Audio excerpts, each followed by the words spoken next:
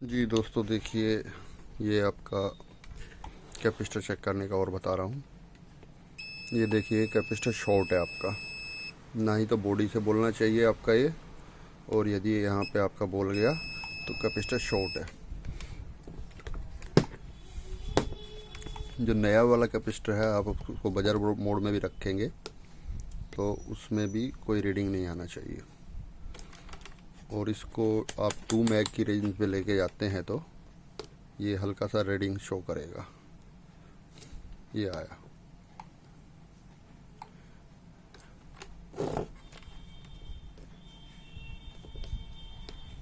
ये देखिए। धन्यवाद जी।